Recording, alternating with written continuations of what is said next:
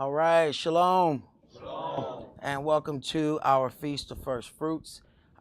When we look at these things, we have um, the part that Yahweh gives us that is, of course, repetitive, that people look at as just a show or an exercise of religion, so-called. But when we look deeper into these things, we see that there are deep spiritual implications to these ways, these things that Yahweh has given unto us. We find these things as it is written, let it be done on earth as it is in heaven. So it is imperative that we do what we need to do to try and do the best that we can to do these things as perfect as we possibly can. Because our Elohim is looking for that from us. That's something that we have to consider, that we're going to be held accountable for the information that we have. Generations past can say that they didn't know this or they didn't know that. Is there another seat over there by you, bro? I've seen somebody else walk. Okay. So it's just one of those things that we have to truly consider. Now, the first fruit is the beginning of one's increase. Yahweh has given man the ability to sustain himself by the things he has provided upon the earth and gave man dominion over it. As a show of respect, the first of man's increase belongs unto Yahweh. The obedient and good-hearted will obey the statute and make an attempt to become unleavened. The disobedient or the leavened will make excuses as to why it is impossible to give Yahweh what is due unto him. When we consider the altercation between Cain and Abel, we notice that Cain gave of the fruit of the ground, but Abel gave of the firstling of his flock. Abel's offering was accepted, while Cain's offering was not accepted. Yahweh does not have to accept whatever we offer just because we offered it. We have to offer it with the right mindset and understanding. You have to wonder, was Cain missing some understanding? Did he even understand why his offering was not accepted? Or did he just go to the place of anger and stay there? Let's begin tonight's sermon in Exodus chapter 22.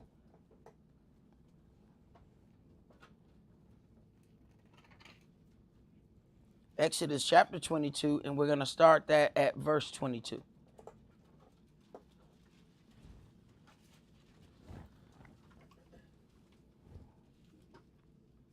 You shall not afflict any widow or fatherless child. If you afflict them in any wise, and they cry at all unto me, I will surely hear their cry. Now, this doesn't matter if you have accidentally afflicted a fatherless child or a widow. See, Yahweh puts extra care into certain things. And I think sometimes we kind of just go about and we don't consider the pain or the situation that a widow or a fatherless child is going through. And if you do something to afflict them, Yahweh is extra upset with you. I don't even think we consider that. We don't go to ask anybody when we see that they might be having some issues, what has transpired in your life. You may find out that that's a fatherless child that you're dealing with. And he's not going to accept our excuses. Because his next thing is why you didn't know. That means you ain't asked, so you didn't care. Go ahead. And my wrath shall wax hot, and I will kill you with the sword. Now this Yahweh talking.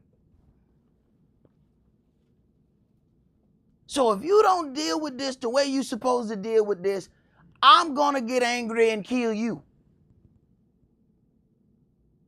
Go ahead. And your wives shall be widows, and your children fatherless. Mm-hmm. If you lend money to any of my people that is poor by you, you shall not be to him as usury, neither shall you lay upon him interest. If you at all take your neighbor's raiment to pledge, you shall deliver it unto him. By that the sun goes down. For that is his covering only. It is his raiment for his skin.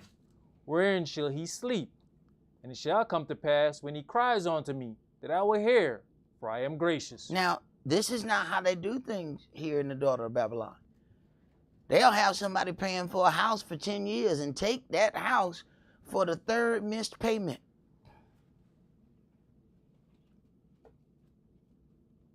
With no remorse. Sit all that stuff out on the lawn, and then we start shopping through their stuff. Go ahead. You shall not revile the gods, nor curse the ruler of your people. You shall not delay to offer the first of your ripe fruits, and of your liquors.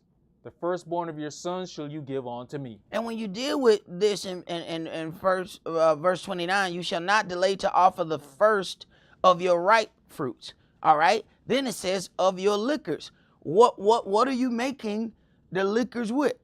The fruit. So that means the first of the ripe fruit in its regular state. Then as you let those fruits ferment and turn into liquors or wine, the first of that is his too. All we remember is cooler high. I'm going to pour out a little something for my homies. That's all we offer.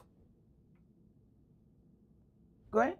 Likewise shall you do with your oxen and with your sheep. 7 days it shall be with his dam. On the 8th day you shall give it me. And you shall be holy men unto me. Neither shall you eat any flesh that is torn of beasts in the field. You shall cast it to the dogs. You shall cast it to the dogs. A lot of us don't even know that dogs eat meat. We think dogs eat the kibble from Walmart.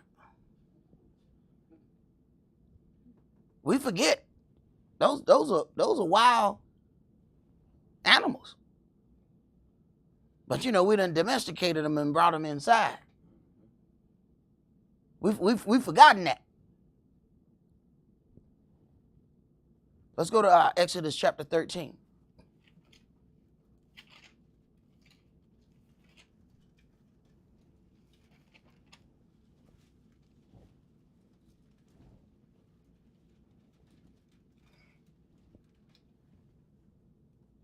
And Yahweh spake unto Moshe, saying, Sanctify unto me all the firstborn whatsoever opens the womb among the children of Israel, both of man and of beast.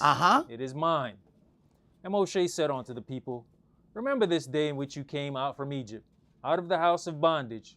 For by strength of hand Yahweh brought you out from this place. There shall no leavened bread be eaten. This day came you out in the month Abib. And it shall be, when Yahweh shall bring you into the land of the Canaanites, and the Hittites, and the Amorites, and the Hivites, and the Jebusites, which he sware unto your fathers to give you, a land flowing with milk and honey, that you shall keep this service in this month. 7 days you shall eat unleavened bread, and in the 7th day there shall be a feast to Yahweh. Unleavened bread shall be eaten 7 days, and there shall no leavened bread be seen with you, neither shall there be leaven seen with you in all your quarters. And you shall show your son in that day, saying, This is done because of that which Yahweh did unto me when I came forth out of Egypt. And it shall be for a sign unto you upon your hand, and for a memorial between your eyes, that Yahweh's law may be in your mouth. For with a strong hand has Yahweh brought you out of Egypt. Now it says, verse 8, and you shall show your son in that day, saying, This is done because of that which Yahweh did unto me when I came forth out of Egypt.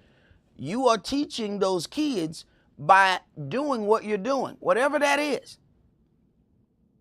They automatically learning, whether you talking or not. So that means they learning from the bad things we do and the good things that we do. You teaching one way or another.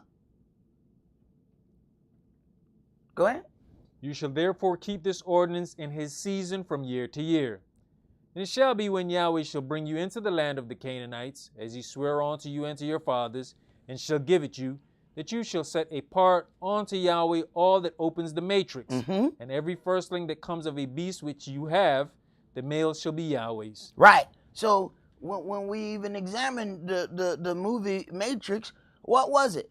It was an artificial womb used to make men. The Matrix is the womb. So there was a part in the movie where all of these bodies are connected to cables. They're basically using the energy off of each individual. Go ahead.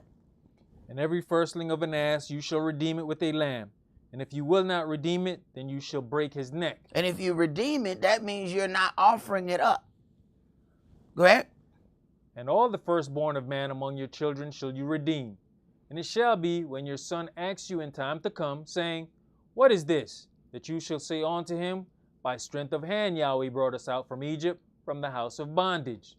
And it came to pass, when Pharaoh would hardly let us go, that Yahweh slew all the firstborn in the land of Egypt, both the firstborn of man and the firstborn of beasts.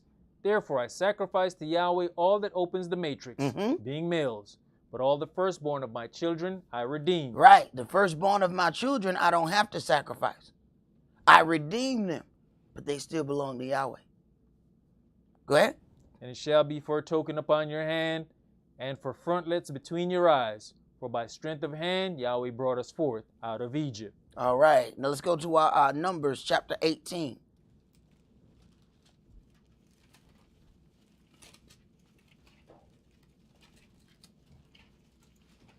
Numbers chapter 18, and we're going to read verses 15 through 32.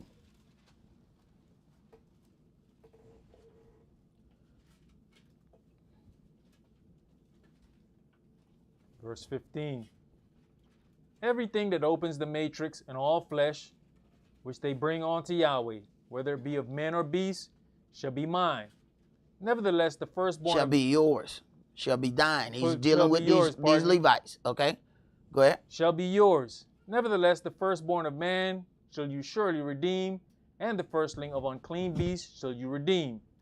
And those that are to be redeemed from a month old shall you redeem, according to your estimation, for the money of 5 shekels, after the shekel of the sanctuary, which is 20 gerahs. But the firstling of a cow, or the firstling of a sheep, or the firstling of a goat, you shall not redeem. They are holy. You shall sprinkle their blood upon the altar, and shall burn their fat for an offering made by fire, for a sweet savor unto Yah. Now listen to that. Verse 17. The firstling of a cow, the firstling of a sheep, or the firstling of a goat, you shall not redeem. They are holy. Do we even understand that? That the first of those were automatically holy, and they were supposed to be offered unto Yahweh? Go ahead. And the flesh of them shall be yours, as the wave breast and as the right shoulder are yours. And all the heave offerings of the holy things which the children of Israel offer unto Yah have I given you, and your sons and your daughters with you, by a statute forever. It is a covenant of salt forever before Yahweh unto you and to your seed with you. And Yahweh spake unto Aaron, You shall have no inheritance in their land, neither shall you have any part among them. I am your part and your inheritance among the children of Israel. And behold, I have given the children of Levi all the tenth in Israel for an inheritance for their service which they serve, even the service of the tabernacle of the congregation. Neither must the children of Israel henceforth come near the tabernacle of the congregation, lest they bear sin and die. But the Levites shall do the service of the tabernacle of the congregation, and they shall bear their lawlessness. When you look at that, you have to, just anybody cannot approach unto the altar of Elohim. Verse 23, but the Levites shall do the service of the tabernacle of the congregation. But here's the heavier part, and they shall bear their iniquity. The Levites then have to carry the sin of Israel. Go ahead. It shall be a statute forever throughout your generations, that among the children of Israel they have no inheritance. But the tithes of the children of Israel, which they offer as an heave offering unto Yah, I have given to the Levites to inherit. Therefore I have said unto them, Among the children of Israel they shall have no inheritance. And Yahweh spake unto Moshe, saying, Thus speak unto the Levites, and say unto them, when you take of the children of Israel the tithes which I have given you from them for your inheritance, then you shall offer up a heave offering of it for Yahweh, even a 10th part of the tithe. So when they receive a 10th, they offer up a 10th. They still have to give a 10th of what they get. Go ahead. And this is your heave offering, and this your heave offering shall be reckoned unto you, as though it were the corn of the threshing floor, and as the fullness of the winepress. Thus you also shall offer an heave offering unto Yah of all your tithes, which you receive of the children of Israel, and you shall give thereof Yahweh's heave offering to Aaron the priest. Out of all your gifts you shall offer every heave offering of Yahweh, of all the best thereof, even the hallowed part thereof, out of it. Therefore you shall say unto them, when you have heaved the best thereof from it, then it shall be counted unto the Levites as the increase of the threshing floor, and as the increase of the winepress. And you shall eat it in every place, you and your households, for it is your reward for your service in the tabernacle of the congregation. And you shall bear no sin by reason of it, when you have heaved from it the best of it. Neither shall you pollute the holy things of the children of Israel, lest you die. Right. So then we see that Yahweh has specific instructions on how these things are to be dealt with. So we have to consider that when we read the parts of Yahshua saying you will not worship neither at Jerusalem nor anywhere near this mount. He knows that things are going to have to change. So part of these ordinances could not possibly be done at this point. But before he made that change, he had already created another path. But at that point, you have everybody's thoughts and feelings about whether or not they're going to follow that path. But after them Gentiles came in, killed 1.2 million Jews, and knocked Jerusalem down to the bedrock, wasn't no more question about whether or not they were going to follow the new way. That took care of that. See, the little gray area is when you think you got a choice, because the temple hadn't been destroyed yet. See, the whole thing hadn't been swept away yet. So that little gray area is where men get to talking. I'm going to do this. I'm going to do that. When he come through and knock it down to the bedrock, that take care of your choice. Then you get to see who made that choice before the choice was made for them. That's the thing we have to get to. Whether or not we make a choice when we in our strength, or we make the choice once Yahweh take everything from us and we have no other choice. Understand, Yahweh know the difference between who decided to walk in their strength and who walked after they had to roll up in the wheelchair. Oh, he know the difference. He said, no. He walked up. He rolled up. He rolled up because he didn't have no more strength in not one part of his body. They had to push him. Then he comes. Yahweh knows the difference. He says, I know how to judge between cattle and cattle. So that's something that we're going to have to consider as we go forward. Let's go to Genesis chapter 3. Brother Elijah, you might have to turn up the volume on those speakers over there. I hear a little noise.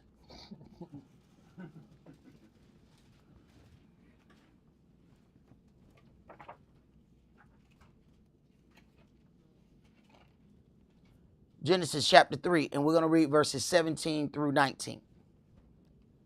And unto Adam he said, because you have hearkened unto the voice of your wife, and have eaten of the tree of which I commanded you, saying, you shall not eat of it. Cursed is the ground for your sake, in sorrow shall you eat of it all the days of your life. Because you have hearkened unto the voice of your wife. This is a question that man is going to have in every moment of his existence. A woman is a very, very powerful thing. It is as it is written, if a man finds a wife, he finds a good thing. But you got to realize which one of those things you're supposed to listen to. When it got down to something concerning Yahweh, you weren't supposed to listen to that. Now, if it's right, listen to it. If it's not right, you ain't supposed to listen to it. There's some that don't know the difference. If Honey Boo Boo talking, they listening. If it upset Honey Boo Boo, they won't do it. He said, part of your punishment is because you listened to her. That means you automatically chose her over me. Remember, he's a jealous Elohim. So you chose the gift that I gave you over me. I gave you her. And then you're going to choose her over me? If you was really nourishing and protecting her, you would have chose my path. You may get to a point where you keep choosing her over Yahweh, and Yahweh, being the jealous Elohim that he is, says, you know, I know how to get our relationship back. I ain't got no choice but to get rid of Keisha. Then you got to man up. You did that to Keisha. Keisha didn't do that to you. You did that to Keisha. You gave him no choice but to get rid of Keisha. Because you couldn't walk and have Keisha. So if it's either walk or have Keisha, Keisha got to go. It's the only way he can walk. You did that to her. A man has to be strong enough to protect everything in his house. And if you give Yahweh no choice, he's going to find that thing that hinders your walk, and he's going to remove it. But please don't get to, crying all over the altar saying, I can't believe Keisha left me. No. You drove Keisha out. I don't care what the argument you think happened. No, that's not what the real issue was. The real issue was you couldn't serve your God and have Keisha. You gave him no choice. I mean, imagine us as parents when your kid can't never get their homework on time, but they play the hell out that PlayStation. Like, Dad, I'm on level 27. All they work late. What other choice do you have? Come on, man. Dad, it's real simple. You got to take the PlayStation. It don't take a mental genius to figure that out. They ain't getting their work done, but they sure know how to play this game. And every time you turn around, they own the game. But when you look for the assignments, hey, man, why you got a D in this? Huh? Why was this late? This was late. This wasn't even turned in. But they didn't miss a day playing PlayStation. Come on, man. Your Elohim operate the same way. He sit back and watch you. He watch what you put all your time and energy into. Then he watch what you ain't able to do. You supposed to have this done for the congregation. That wasn't done. You supposed to do this by a certain time. That wasn't done. You were supposed to be here. You wasn't over there. What's the common denominator of why you haven't done all them things? Keisha. But Keisha's not the devil. You understand? This not per se Keisha's fault. This is your fault for not standing as a man. You have not protected her. Now she out there by herself. But she out there by herself because you didn't do the job of a husband and take care of her. The way to take care of her is to stay right with your Elohim. You don't do right by her by doing everything she asks you to do. That ain't how you do right by her. You don't do right by her. I'm going to open every door she get to. That's what I'm going to do. She going to love me. You ain't doing right by her. Your first thing to do right by her is to have your standing right with your Elohim. And then sometimes Yahweh wants you to get away from Keisha. You got to know the difference. Go ahead, brother. Did you finish that? Verse 18. Thorns also and thistles shall it bring forth to you, and you shall eat the herb of the field. Understand, this ground is a living entity. The trees come forth, the herb come forth from it. The food that is supposed to sustain man come from it. You came from it.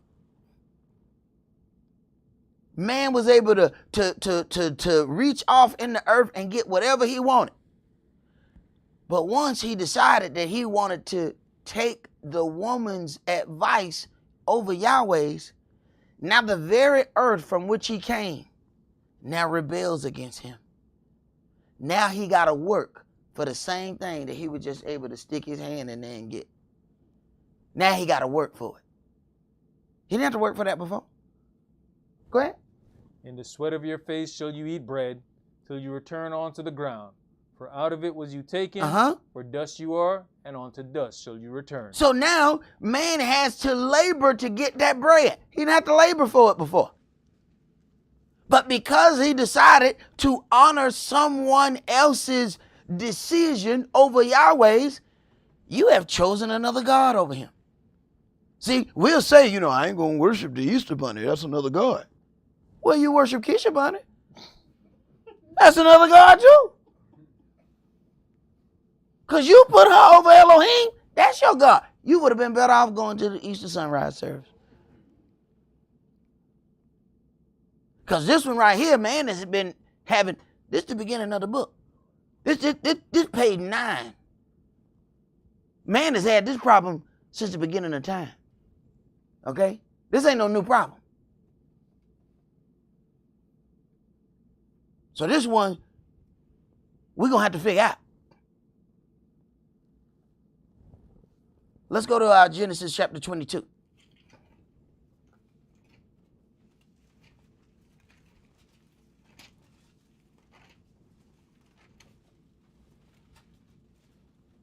And Yahweh is a jealous Elohim as well when he see that we done spent 4 hours on a football game, but we ain't picked up our book at all.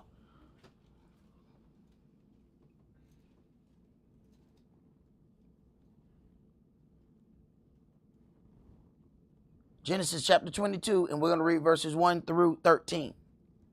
And it came to pass after these things that Elohim did tempt Abraham, and said unto him, Abraham. And he said, Behold, here I am.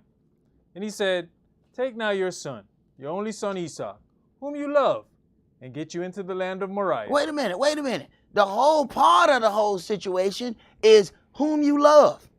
See? Yahweh, it says he is a spirit and he seeketh such to worship him in spirit and in truth. I want to see how much you say you love me. I hear them words that's coming out of your mouth. But here's an old man who was given a child in his old age, and he said your only son. He got another son, but it was the son from the bondwoman. He gave him a son in his old age. Now Yahweh asked him, sacrifice the son. See? So for some of us, the problem is Keisha. For some of us, the problem is Keisha Jr. He said, go ahead. Sacrifice. Now Yahweh done gave him all these promises concerning this boy. At this point, will we be sitting there arguing with Yahweh? No, Yahweh, no, I can't, no, I ain't going to be able to do that. See, you said such and such. You said such and such. Go ahead. And offer him there for a burnt offering upon one of the mountains which I will tell you of. And Abraham rose up early in the morning. You see that? Now, you don't know what kind of toiling he got going on in his mind between verse 2 and verse 3. But the very next action, Abraham rose up early in the morning.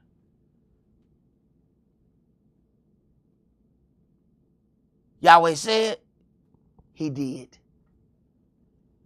Yahweh said, he rose up early in the morning. Don't think he happy about this. And understand something.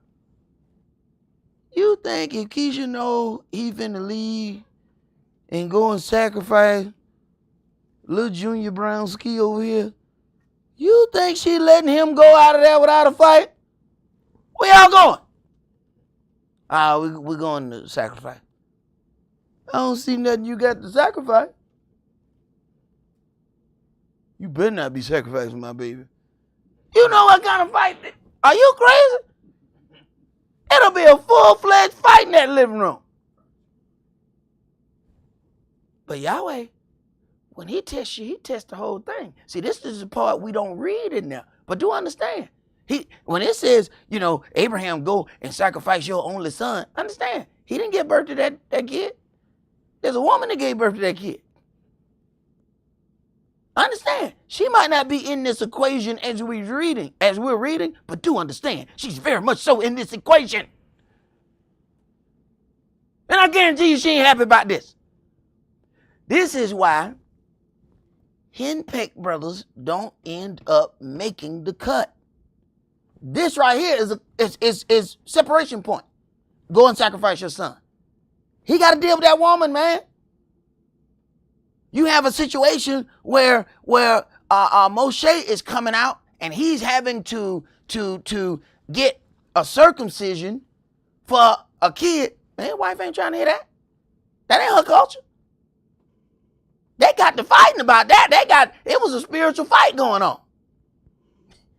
Yeah, man, get that little kid up there. Yeah, he sleep like a construction worker. Yeah, like he done had, 2 full shifts. You know what I'm talking about? No breaks. You know what I'm saying? They ain't let him take no breaks. He just went right to the factory, Go ahead, bro. And saddled his ass and took 2 of his young men with him, and Esaac his son, and clave the wood for the burnt offering, and rose up and went on to the place of which Elohim had told him. Then on the 3rd day, Abraham lifted up his eyes and saw the place afar off. Okay, stop. 3rd day. He done took mama baby and gone 3 days, and she didn't see no lamb for no offering.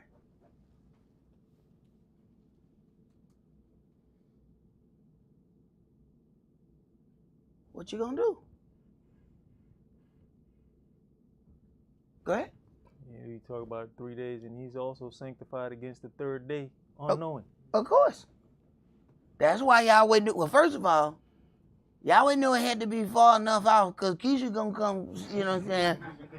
Hey, you just sacrificing right there what Keisha's song. Oh, it's a done deal. It's a done deal. Now you got to go way deeper. No, keep going. No, keep on going. No. Okay, yeah. Now keep going. Yeah, Because if she see you, she gonna try to climb up here and kill me too. Yeah. No, keep going. Keep going. Go ahead. And Abraham said unto his young men, Abide you here with the ass, and I and the lad will go yonder and worship and come again to you. You see the level of faith?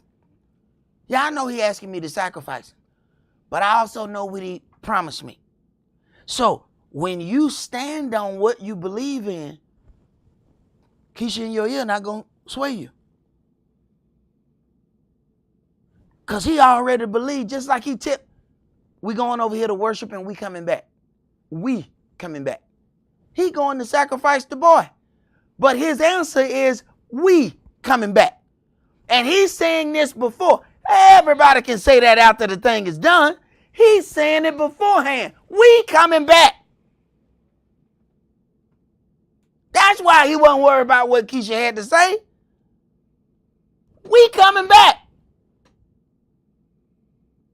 I don't need me telling you all this, Keisha, because we coming back. It's an unnecessary argument, Keisha, because we coming back. Go ahead. You know, it also shows that everybody is not worthy to go that final mile of your journey with you. Uh-huh. Because he told them, y'all abide here. Right. This part right here, you're not going to be able to take this part of the trip. See, and sometimes you take the wrong individuals, and it ended up messing up your whole trip. Go ahead. And Abraham took the wood of the burnt offering and laid it upon Esaac his son. And he took the fire in his hand and a knife, and they went both of them together. And Esaac spake unto Abraham his father and said, My father. And he said, Here I am, my son. And he said, Behold the fire and the wood, but where's the lamb for a burnt offering? Now, this had to be a real hard question. The boy is being led like a lamb to the slaughter and don't know he is the sacrifice. Go ahead. And Abraham said, my son, Elohim will provide himself a lamb for a burnt offering. So they went both of them together. Right. And they came to the place which Elohim had told him of. And Abraham built an altar there. Now, all of this is happening. He had made the trip. He got other people with the trip. He got the wood. He got the knife. Now he done separated from the other people. Now he has to build an altar. His heart has to be pounding like drums. Go ahead. And laid the wood in order, and bound Esaac his son, and laid him on the altar upon the wood. And Abraham stretched forth his hand, and took the knife to slay his son. And the angel of Yahweh called unto him out of heaven, and said, Abraham, Abraham. And he said, Here am I. And he said, Lay not your hand upon the lad. See, we don't understand. Yahweh let him go all the way down to the wire. What if he just said no? You said that you made promises that this boy was going to do such and such. So no, I'm not going. He has gone all the way down to the wire. Then the angel stops him. Go ahead. Neither do you anything unto him. For now I know that you feareth Elohim. Now I know. See, I hear that stuff that come out of your mouth. Everybody said, oh, praise Yah. Oh, Abba Yah. Oh, he's wonderful. Oh, glory, hallelujah. Everybody say that. Until he show up in their life and provide for them to have to make some changes, then it's something altogether different. Go ahead. Seeing you have not withheld your son, your only son, from me. Right. That means the thing that meant the most to you, you were still willing to offer it up unto me. Now I can make a forever covenant with you. Now I know you're going to serve me. See? Now I know that stuff that come out of your mouth ain't just lip service. Now other people can say whatever they going to say, but I know you going to do what you going to do. So then he is the foundation of the promise. You have somebody with 12 sons and they say, hey, come sacrifice one of them. You be like, well, I mean, I got one of them that ain't quite right anyway. You know what I'm saying? I most definitely sacrifice him. You know what I'm saying? I thought about it a long time before you asked me. Yeah. But when you ain't got but one naturally, hey, that's a pretty heavy question to ask.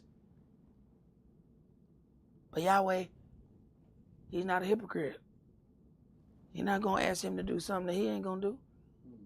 Hey, I'm going to have to lose my son too. I'm going to have to give him up. But just like I was going to get mine back, I let you get yours back. But that part of turmoil, you still going to feel that. The kid's still going to feel that. That kid has to go through all that.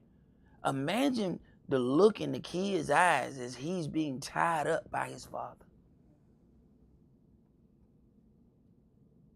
Imagine the tears that may be flowing out of this little boy's eyes. It's parts that we don't even consider.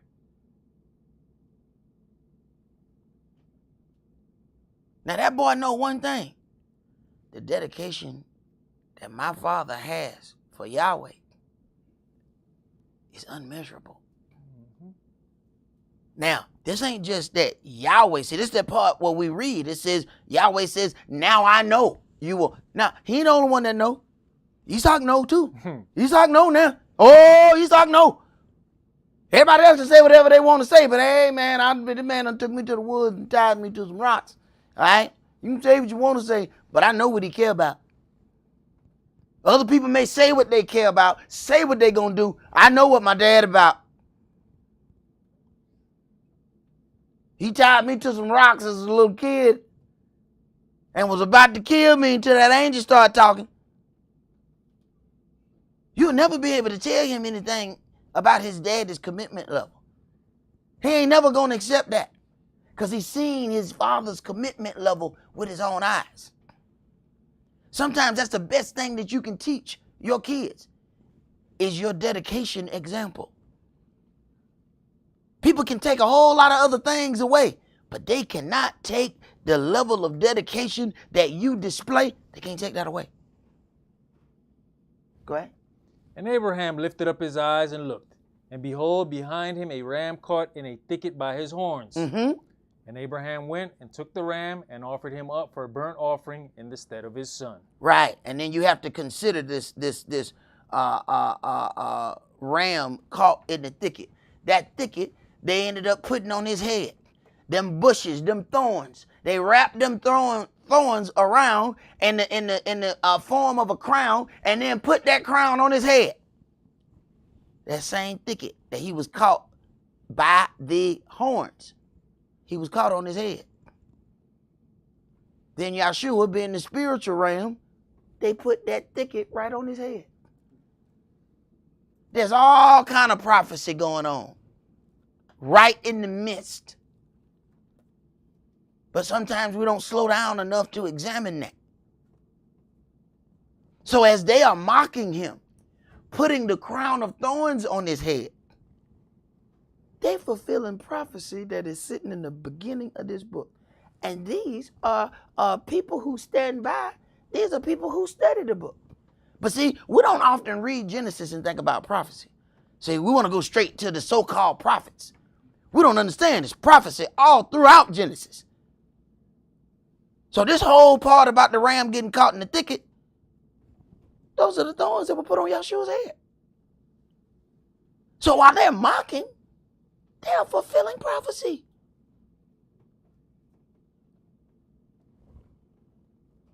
Let's go to Numbers chapter 15.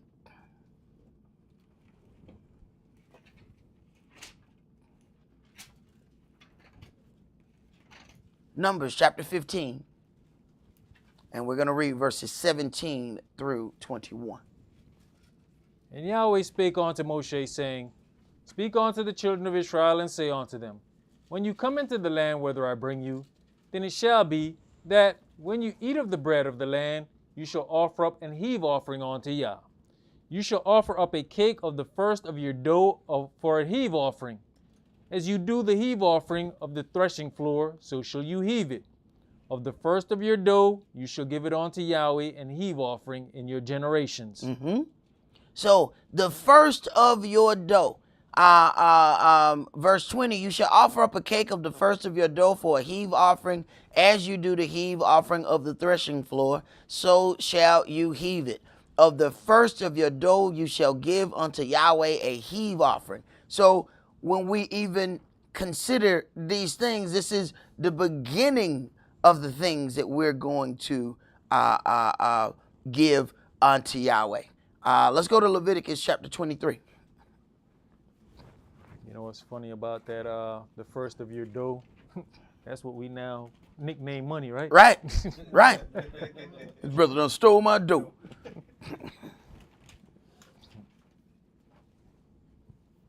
Yep.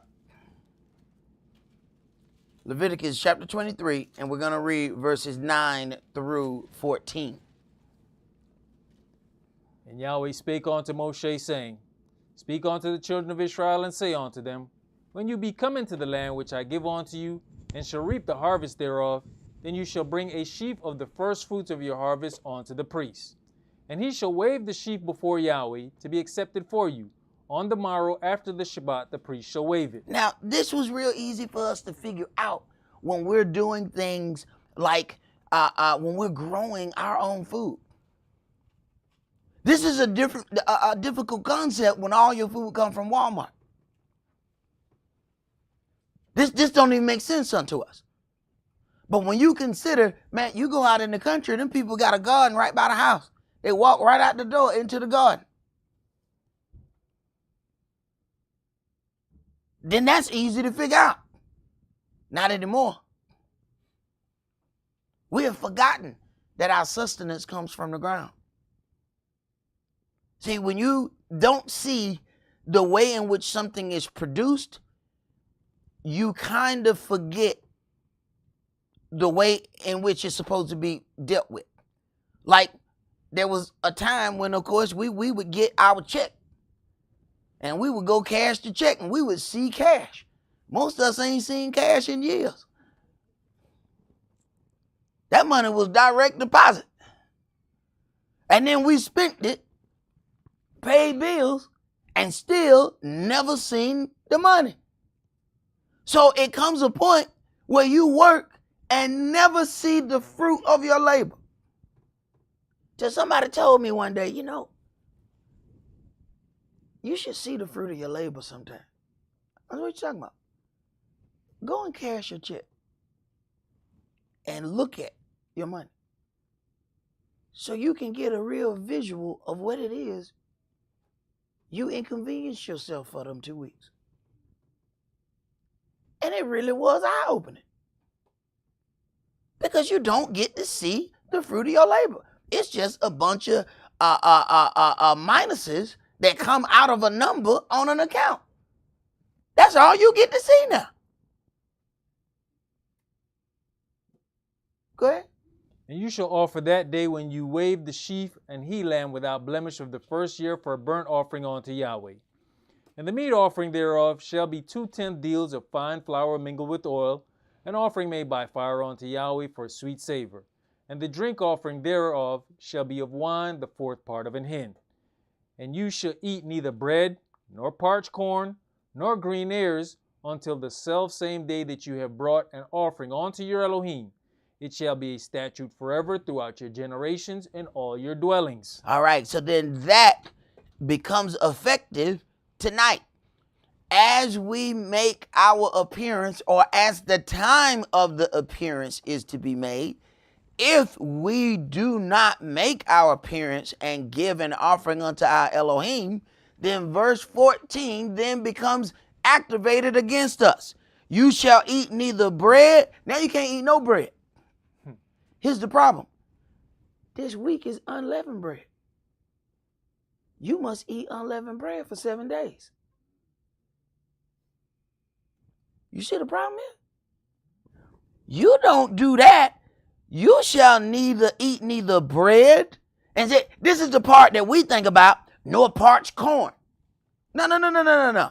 Before you even get to the parched corn, see, corn is in everything. Okay? So there's a whole list of things that we are not able to eat if we don't make our appearance and give an offering for ourselves. Okay? This is why I tell people, I don't care if you show up with $1. You better do something. Because now the rest of unleavened bread is actually defiled. He ain't even counting the rest of your unleavened bread. We jump right to the parched corn part. Slow down. Go back to the first.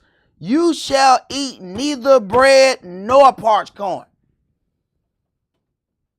So now, your whole feast week is put on hold. You got a permanent pause on your stuff until you take care of that business. But isn't that fitting to what Yahshua said? When you get ready to bring your gift to the altar, if you have aught with your brother, leave your gift there. Go off, fix that situation between your brother, then come and offer your gift. So what happened? Your gift got put on hold. Put a pause on that. Because if I accept it now, it's not going to be accounted to you the right way. Pause. Don't offer that right now. Go fix that issue that you got right there. Then come over here, and now I can accept your offering. I had to tell somebody that I couldn't accept their offering. Oh, people thought you would think I just killed a man outside.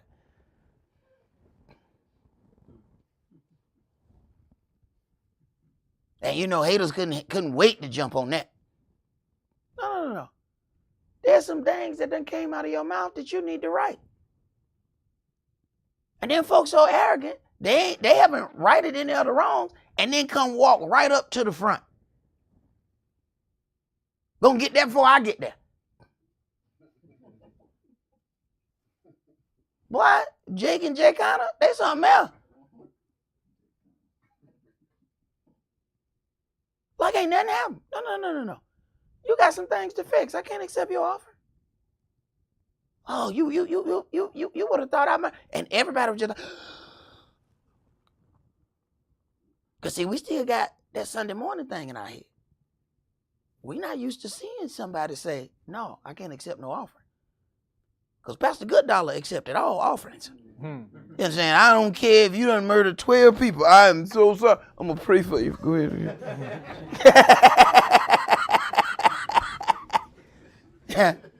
They looking at me like this dude will never prosper this way. You know what I'm saying? Yeah. I will prosper in the eyes of my Elohim. That's all I care about. Go ahead, bro. You know, verse 14, just to clarify something, it says, and you shall eat neither bread. When it says you, it ain't talking about just brothers alone. You have now affected your whole house. It said in your dwellings. So the sisters, if you got a dollar slider to your husband, hey man, go make your appearance. You ain't lying. Now you messing with the whole house. Exactly. And that's something that we don't consider. You know, how those things affect the whole house. See? So this is the difference between what kind of woman a man ends up getting. It would behoove you to have a woman who would get on your nerves. You know, ain't you supposed to be somewhere? You're supposed to be making an appearance or something, ain't you? Well, you need to get the hell out of here. You might not, see, that might not be the kind of woman you want, but that's the kind of woman you need. When you trying to do something and y'all ain't supposed to be doing that, don't touch me.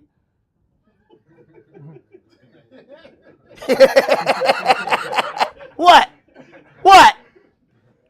That's the kind you need. You got an appearance coming up. You know, she know you got to make an appearance for the whole house. Don't get mad at her when she come to bed with 4 corduroy dresses on. You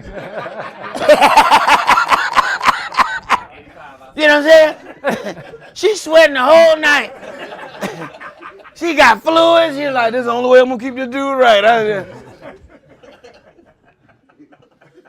That's the kind you need. That might not be the kind you want, but that's the kind you need. You need somebody going to fight with you righteously.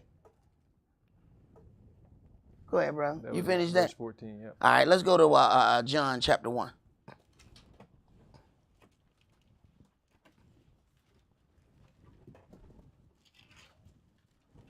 That's a good woman.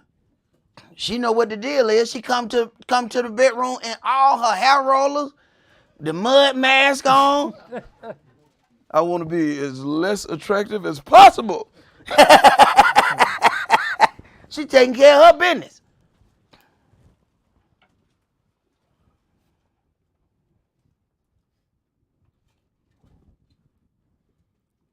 Johannan chapter 1, and let's start that at verse 19. And this is the record of Johannan when the Yehudis sent priests and Levites from Jerusalem to ask him, who are you?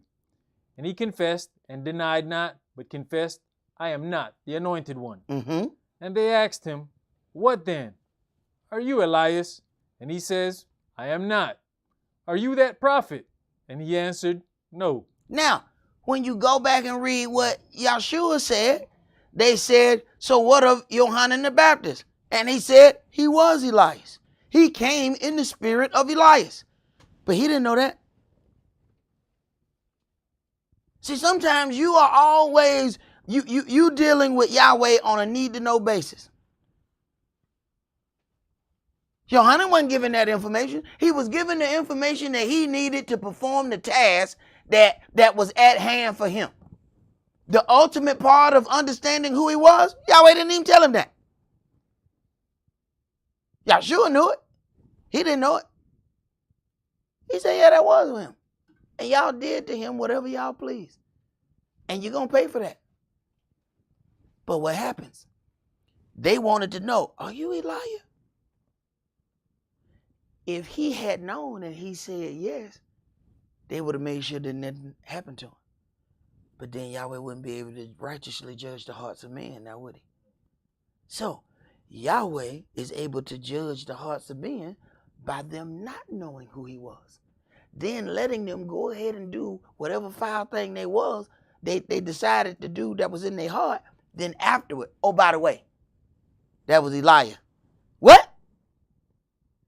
Yeah, you can't undo your deeds now. See? He used that little gray area to expose the hearts of men. So there's certain things he's not going to reveal to you. There's certain things he ain't going to say to you. Why? Because he's judging your heart. That's why you heard Yahshua constantly saying, don't tell these people who I am. Keep your mouth closed. Come out of him. Come out of her. But do not tell them who I am. They don't need to know that. So there's certain things that we waiting on that you ain't never going to get. How else is he going to judge your heart? We all believe, if Yahshua show up personally and ask us to do something, that we're going to do it. But is that the true test of our character? Test of your character is when you didn't think it was Yahshua. I mean, if something just come up, thunder and lightning, and shake the mess out of us, and all of a sudden, a mouth open up on the wall and start talking, surely we all will go and do whatever the wall said. But is that a statement of your character and your faith? A statement about Abraham's character and faith was when he didn't know. At the end, of course, Elohim says, hey, don't touch your son, your only son. But he didn't get that to the end. But if you don't move, you're never going to hear the voice of Elohim. There's no reason for him to talk to you because you haven't done anything. He doesn't talk to you in the beginning of a thing. He's talking to you at the end of a thing. But you will never get to the end because you never started. Go ahead. Then said they unto him, Who are you? That we may give an answer to them that sent us. What saith you of yourself? He said, I am the voice of one crying in the wilderness. Make straight the way of the Adonai, as said the prophet Esaias. And they which were sent were of the Pharisees. And they asked him, and said unto him, Why baptize you then, if you be not the anointed one, nor Elias, neither that prophet? Right. So that these are people who study the scriptures and they have concluded a certain thing. Well, I mean, if you're not him, why are you doing this? So they had studied enough to know some things. But he doesn't even understand that that's who he is. See, here's the thing. We know what we know about us, or what we think we know. You don't know if you are in the lineage of King David. You don't know if you are in the lineage of one of the Levitical priests. You don't know that. Yahweh does.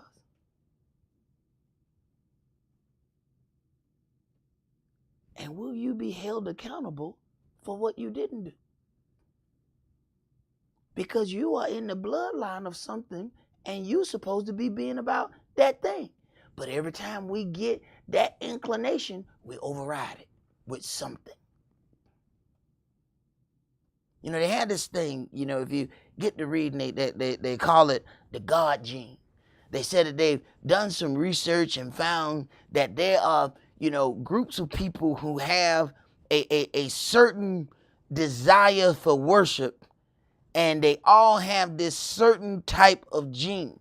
Now, the way the gene still works, the gene doesn't tell you what to worship, but that you are going to be a person who's heavily into faith-based things.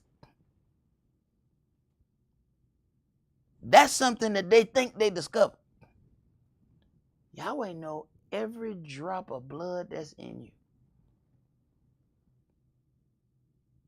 He know everything. So when it's something that we think we had a thought about, it wasn't a thought. That was a part of your gene pool telling you, all right, man, it's time for you to stand up. All right, man, it's time for you to stand up. All right, man, it's time for you to stand up. See, the children of Israel are not lost. Children of Israel were scattered. He hasn't lost not one of Israel. Go ahead. You know, a perfect example of that is Moshe living in a life of luxury. What makes you one day get up to see what the Israelites are up to? Right. You know, you got a man fan. Y'all, you see, y'all ain't never had no man fan. That's just a man. You got a man who fans you. He has a man fan. What you care about them people over there suffering for? You in the palace. He getting the best of everything. The best food, the best everything.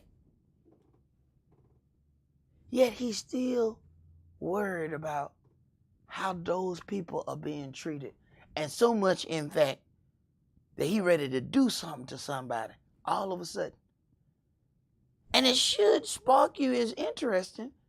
Yahweh never even mentions his murder again. He straight murdered a man, then tried to hide the evidence in the sand. Yahweh never spoke about it again. Yet, he hit the rock, and Yahweh like, because of that, I ain't letting you get in. I hit that dude with a rock. You didn't say nothing about it. Yeah, you didn't say nothing about that. You didn't. I bust him wide open. You didn't say a thing. Yeah, I've been around here 80 years. You ain't mentioned that. But I can't go in because I hit the rock. That should spark you as interesting. He says, thou shalt not kill. But Yahweh, no. When you come back, we're going to kill a lot of them. That's just your killing practice. That's just a little stretching. Kill this one. This is just a little workout. You know what I'm saying? When we come back, we're going to kill a lot of them. Don't worry about it. Yeah. He ain't talk about it no more. Go ahead, brother. Where we at? Verse 26. Johannan answered them, saying, I baptize with water, but there stands one among you whom you know not. He it is, who coming after me is preferred before me, whose shoes latchet I am not worthy to unloose. These things were done in Beth Arbara, beyond Jordan, where Johannan was baptizing. The next day Johannan sees Yahshua coming on to him, and says, Behold the Lamb of Elohim, which takes away the sin of the world. This is he of whom I said, After me comes a man which is preferred before me, for he was before me. Right. And now you think about what's happening here. He understands that spiritually, there's something else about his existence. Now, if you think about what we read before, in Leviticus 23 and verse 9 through 14, a lamb was offered with the first fruit. Now you have Yahshua, who is the first fruit, and he is now being called the Lamb of Elohim. So then you start to watch the story unfold. Go ahead. And I knew him not, but that he should be made manifest to Israel. Therefore am I come baptizing with water. And Johannan bare record, saying, I saw the Spirit descending from heaven like a dove, and it abode upon him. And I knew him not. But he that sent me to baptize with water, the same said unto me, Upon whom you shall see the Spirit descending and remaining on him, the same is he which baptizes with the Holy Spirit. And what does it say about the Spirit? Excuse me. No man has the power to retain the Spirit. Yet the Spirit descended in the bodily shape of a dove and stayed upon him. See, regular men are going to do something in an unclean state that is going to drive the Spirit away. So the Spirit comes among regular men to do a job. Once that Spirit allows that man to do that job, that Spirit got to leave, or else they're going to have to kill that man. See, some people think they're just walking up and down in the Spirit. I was in the bathroom, I was talking to the Lord. Okay? You keep believing that. Guarantee you he left you when you went in the bathroom. I guarantee you. What thus says the word? Okay. It says, put a paddle upon the end of your weapon so that when you ease yourself abroad, you dig from the earth and cover that which came from you. Lest the angel of Yahweh who walks among your camp see uncleanness and refuse to come in and save you. That's written. So that uncleanness will cause him not to come amongst your camp. And people still can't figure out why we have a camp cleaning every year. They don't even think it's important. That's because we ain't read certain things. That the angel will see that thing and say, oh, no, I'm not coming in there. We don't even consider that.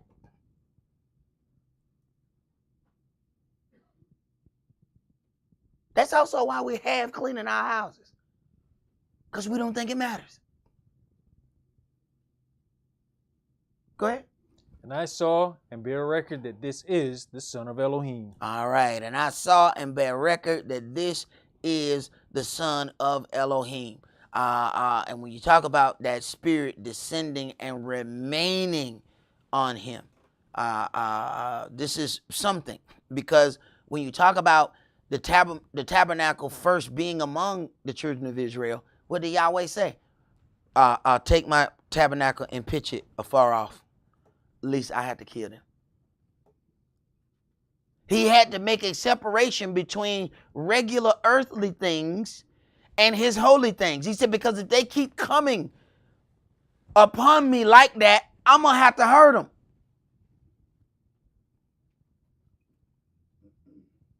There was a point where Aaron was supposed to eat one of the offerings and he had become unclean. Moshe was upset. Why didn't you do such and such? You know, you were supposed to do it. He said, yeah, but uncleanness came upon me. And if I had eaten it, would it have been accounted unto me? After that, Moshe was like, oh, okay. Now I understand why you didn't do it. So a lot of times we may get upset with somebody because we ain't seen them in a while. You don't know what kind of uncleanness they've been in. Leave them folk alone. That might be the best thing for them, that they stay away. Least you show up in your uncleanness and Yahweh kill you. Give folk time to deal with what they got to deal with. That don't mean we give them no pass. Understand, learn the difference. We're not going to give you no pass. But we got to do what we got to do. Everybody got their situations. You don't know what everybody's going through. Did you finish that, brother? Yes. Let's go to Jeremiah chapter 2.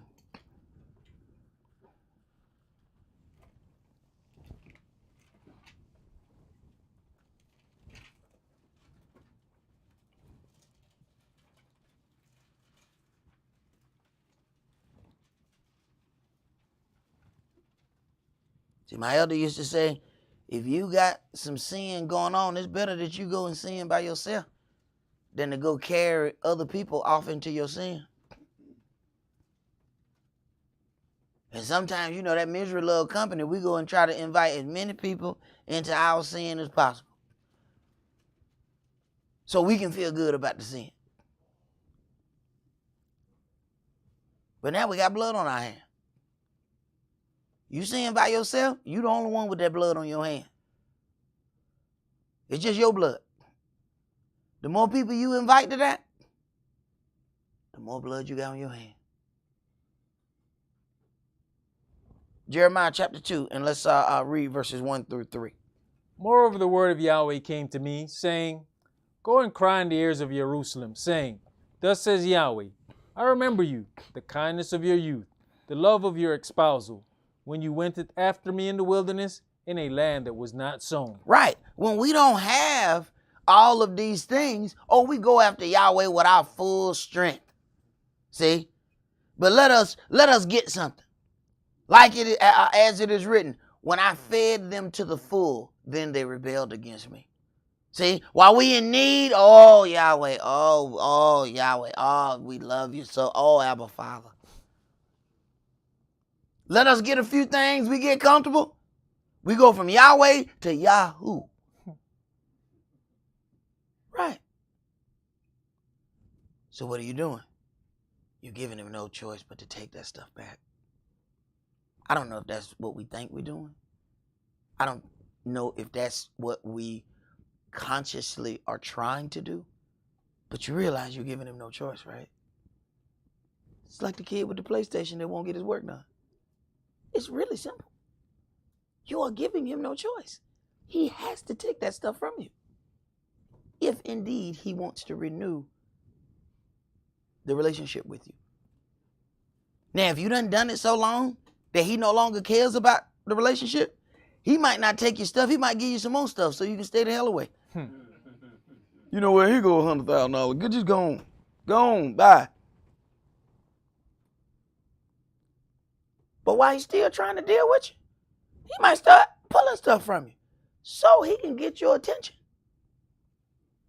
But once he get to the point that don't work, leave him alone. We'll deal with him in judgment. Go ahead. Yisrael was holiness unto Yahweh, and the first fruits of his increase.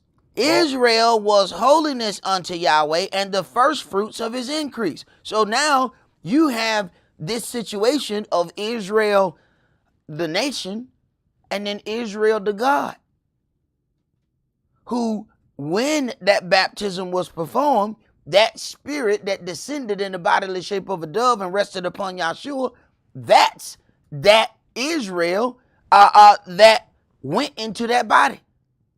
He didn't have the spirit. He had all 7 spirits. No one has ever had anything like that or ever will. Go ahead. All that devour him shall offend. Evil shall come upon them, says Yahweh. Right. All that devour him shall offend. But there's a pause in between when Yahweh will execute righteous judgment.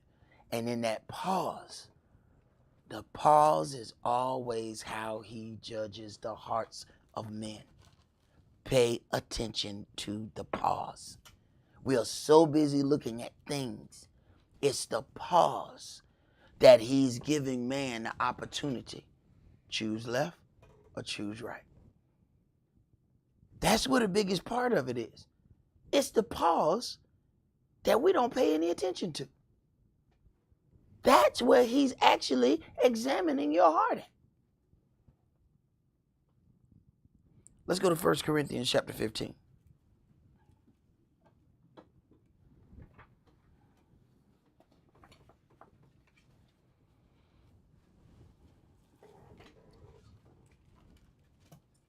First Corinthians chapter 15, and we're going to read verses 12 through 29.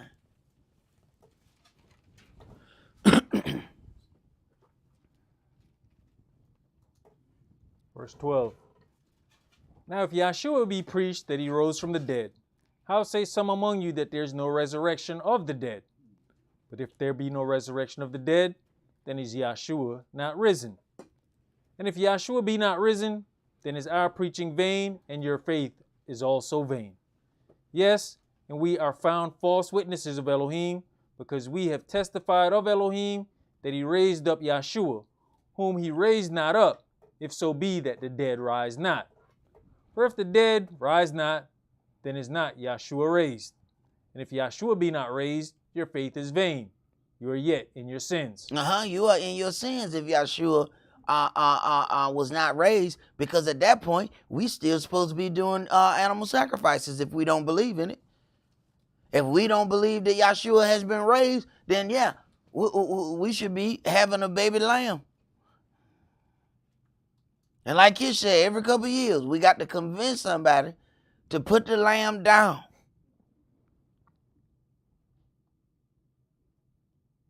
Folks tried to show up here, brother. Is it all right if I bring a lamb for us to sacrifice? You ain't bringing it here.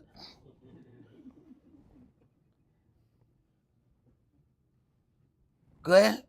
Then they also which are fallen asleep in Yahshua are perished. If in this life only we have hope in Yahshua, we are of all men most miserable. But now is Yahshua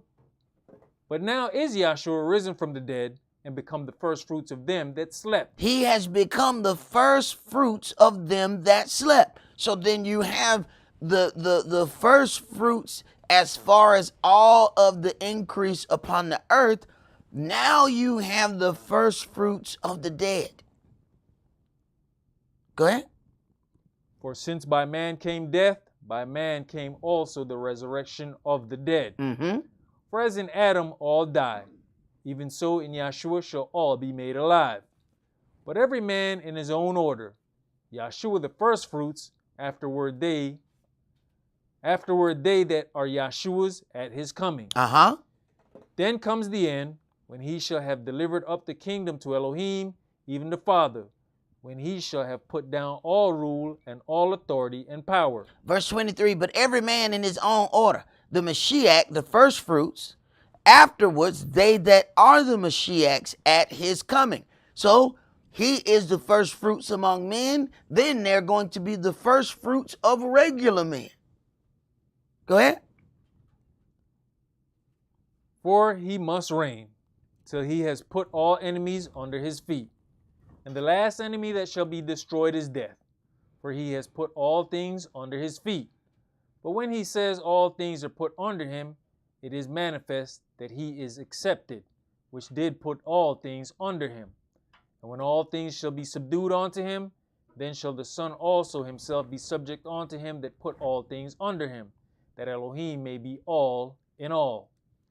Else, what shall they do which are baptized for the dead? If the dead rise not at all, why are they then baptized for the dead? Uh-huh. So when you deal with this whole baptized for the dead, when we go back to the situation of the Passover and it says, examine yourself. Have you become in this whole scenario being baptized for the dead so that you then are taking the body and the blood, but you have not been baptized in the body and the blood? So you have to examine that, as you deal with all of these things that are written. We have to deal with, this is the first fruits of men. And when you talk about that 3-day sanctification period, we have it. Passover, first day of Feast of Unleavened Bread, then first fruits. So the Mashiach was raised on first fruits as first fruits and sanctified within the 3-day sanctification period. So then when we get ready to make our appearance, it says, sanctify yourself against the 3rd day. All of these things are connected. Let's go to our Revelation chapter 14.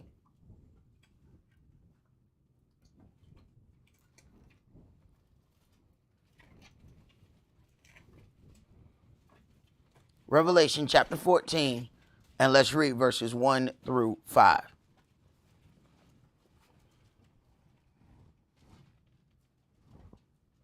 And I looked, and lo, a Lamb stood on the Mount Zion, and with him 144,000 having his Father's name written in their foreheads.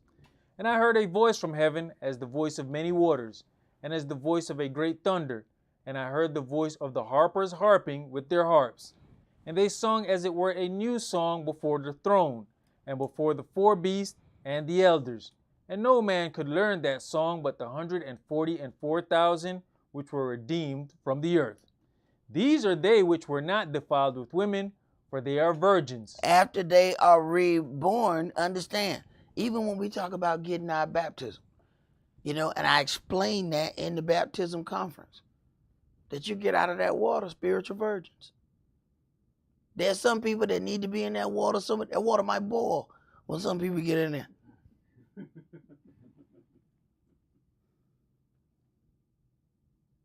They need that spiritual virginity back. He said, these are they which were not defiled with women, for they are virgins. When you talk about somebody who's been born again or reborn, what did Yahshua say? They will not be at the regeneration. They will not be as regular men and women, for they will not be married. So they won't be looking for that. Go ahead. These are they which follow the land whithersoever he goes. These were redeemed from among men, being the first fruits unto Elohim and to the land. These were redeemed from among men.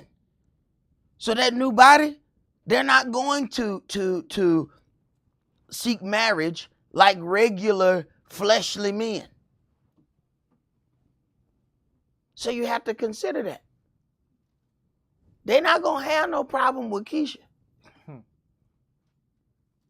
They're going to have to follow Yahshua wherever he go. And that means they can't, well, look, baby, I know you want me to, watch television shows, but Yahshua said we got to go over here, so I'll be back in February.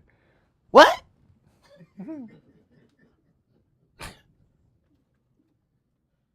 Go ahead, bro.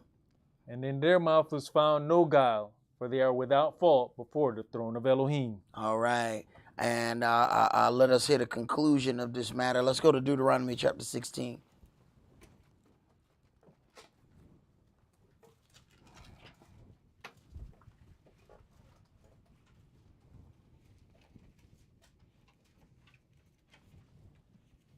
See, we have to consider some things. As your house grows, does the workload that comes from your house, does it grow? You oftentimes find people that want to get in the book and they want to do this because they found something in the book. All right, so you add something to your house. Did the workload increase coming from your house?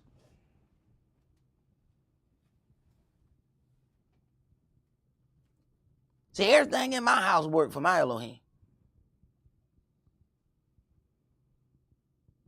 I got kids that do more work than adults. They keep telling me, my kids keep asking me for a dog. I'm trying to figure out how I'm going to make it work for Yahweh. That's why I ain't got none.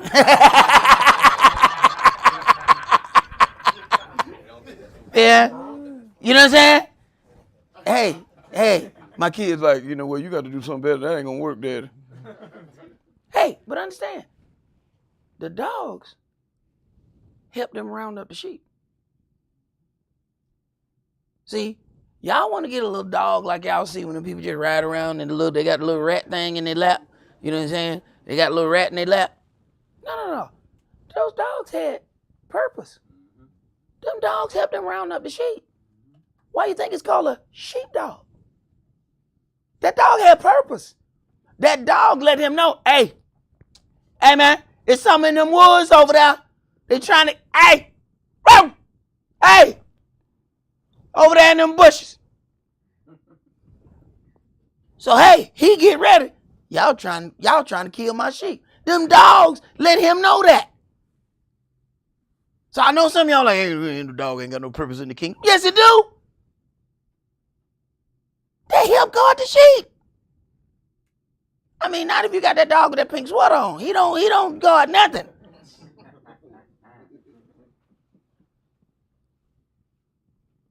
Go ahead, bro. Deuteronomy chapter 16 and verse 16. 3 times in a year shall all your males appear before Yahweh your Elohim in the place which he shall choose, in the feast of unleavened bread, and in the feast of weeks, and in the feast of tabernacles. And they shall not appear before Yahweh empty. They shall not appear before Yahweh empty. 3 times in the year shall all your males appear before Yahweh.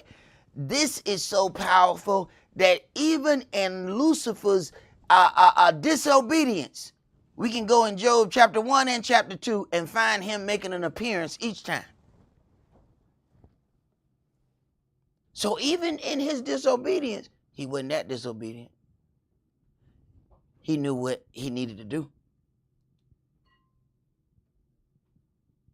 We don't even think about that. Remember what it's written. Except your righteousness exceed the righteousness of the scribes and Pharisees, you shall in no wise enter into the kingdom. And ask yourself, if Lucifer showed up for the holy day, if your righteousness does not exceed the righteousness of the adversary, the devil, God almighty, no. I don't know what to say about you. righteousness ain't even better than Lucifer's? Hey, yes, there's nothing to show up. I mean, he wasn't going to do nothing, but he showed up.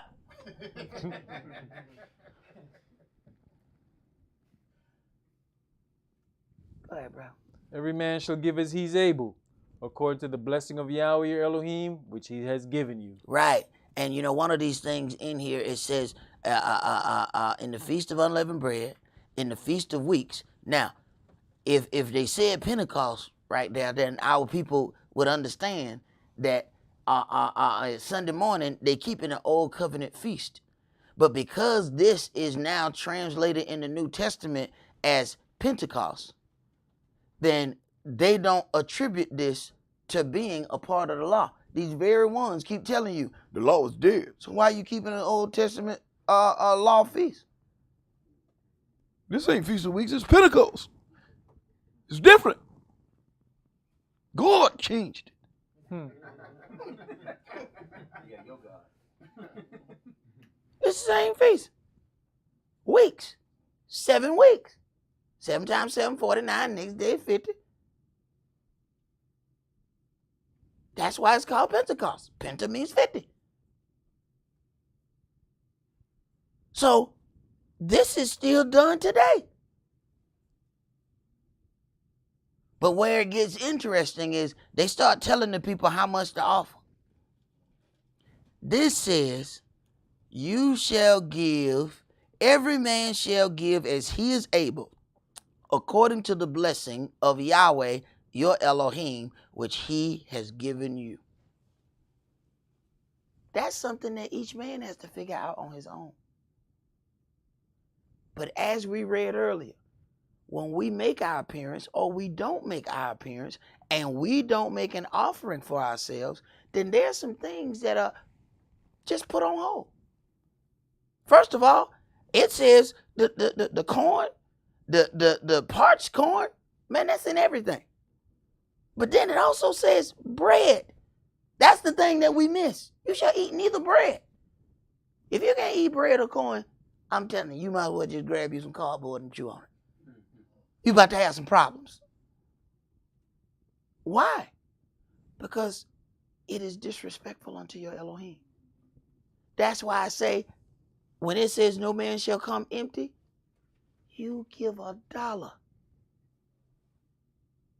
You never go unto Elohim empty-handed.